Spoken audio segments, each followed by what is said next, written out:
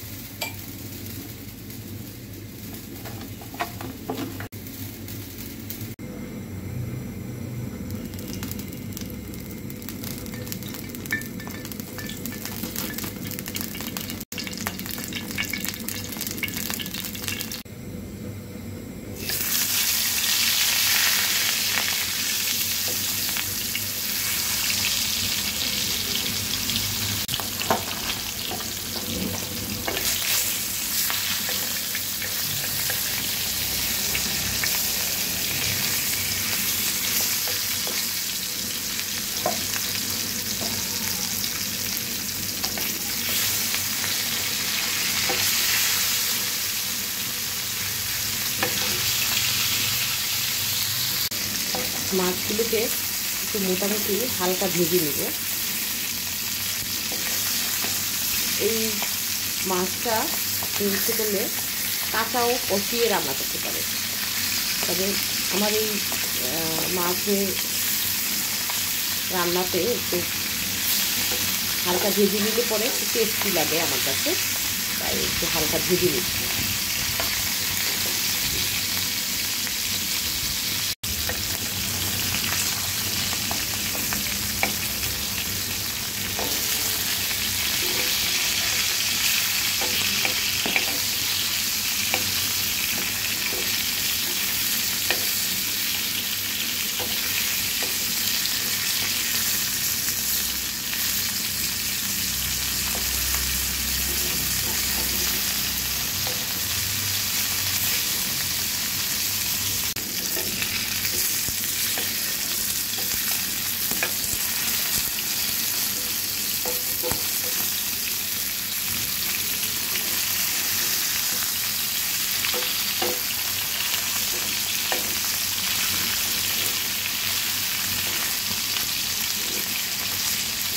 এই তো হয়ে গেল আমার রুই মাছ ফ্রাই।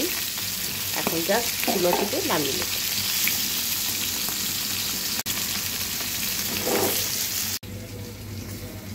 দিয়ে দিচ্ছি তেল। তেলটা একটু বেশি পরিমাণে দিচ্ছি। দিয়ে দিচ্ছি একটু পেঁয়াজ কুচি, একটু বেরেস্তা করে নেব।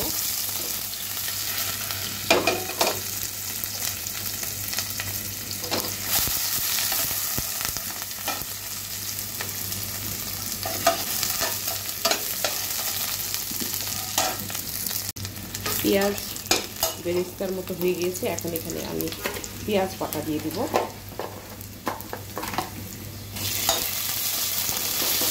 সামান্য পরিমাণ একটু পানি দিয়ে দিলাম।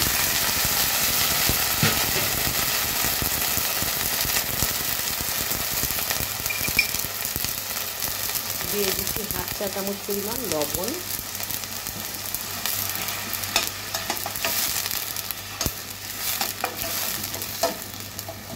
দিয়ে দিচ্ছি 1/2 চা চামচ পরিমাণ রসুন বাটা। একটু হালকা কষিয়ে নিব।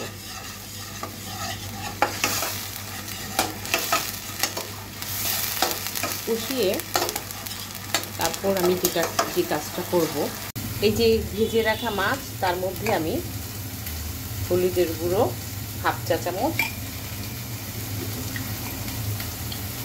লাল মরিচের গুঁড়ো এরকম ভরে ভরে 1 চামচ, আরও 1/2 চা চামচ।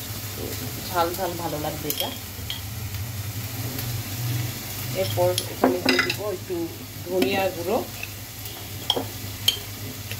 আর জিরার গুঁড়ো। সব কিছু একসঙ্গে আমি এটাকে মিক্সড করে নেব।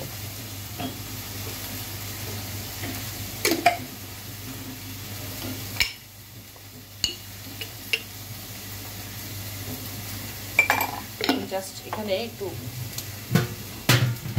পানি দিয়ে নিব।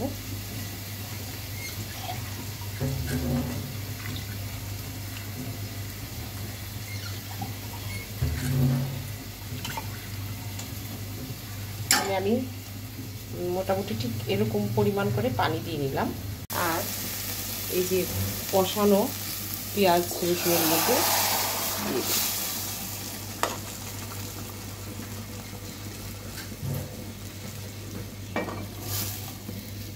এভাবে একটু রান্না করে খেয়ে দেখবেন, ভীষণ ভালো লাগবে। একটু রান্নার প্রসেসটা যদি একটু চেঞ্জ হয়, দেখবেন টেস্টটাও একটু চেঞ্জ হয়ে যাবে, একদম ভিন্নধর্মী একটা টেস্ট পাবেন।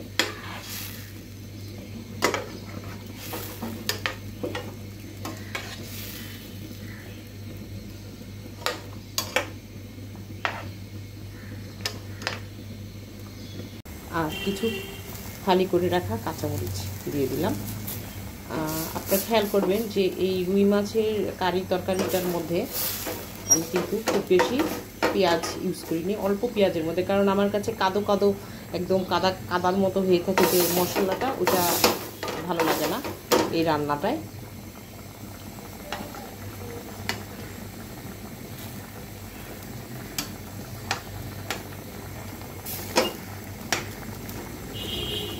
এখন জাস্ট এটাকে আমি একটু ঢাকনা দিয়ে ঢেকে দেবো, ঠিক আছে।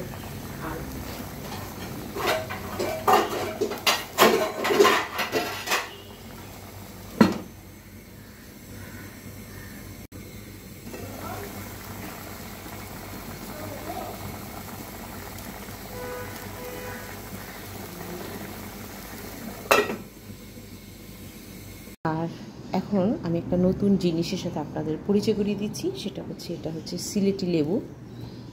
এটা মাছের মধ্যে আমরা দিয়ে থাকি। একটা বড় লেবুর মতো ছিল, এটাকে আমি পিস পিস করে কেটে ফ্রিজে রেখে দিয়েছিলাম। যখন আমার রান্নার খেতে ইচ্ছা করে মাছের মধ্যে, তখনই এটা আমি এই যে টুকরাগুলো নিয়ে নিই। কারণ হচ্ছে গিয়ে যে এটা হচ্ছে মাছের জন্য দেওয়ার জন্য একটা লেবু, শর্করা জাতীয়।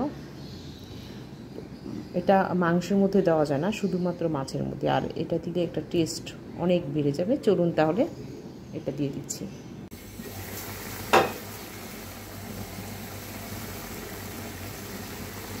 জাস্ট এরকম দিয়ে দিলাম, তারপরে ঢাকনা দিয়ে ঢেকে দিতে হবে ৩-৪ মিনিটের জন্য।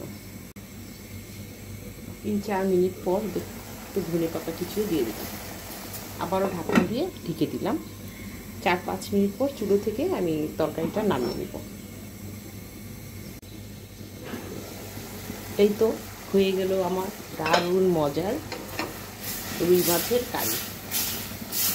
আমার এই রেসিপিটি এবং ভিডিওটি আপনাদের কাছে কেমন লাগলো সেটি জানিয়ে অবশ্যই আমাকে কমেন্টস করবেন আর অন্যদের সঙ্গে শেয়ার করবেন। সবাই ভালো থাকবেন, সুস্থ থাকবেন, সুন্দর থাকবেন। আল্লাহ হাফেজ।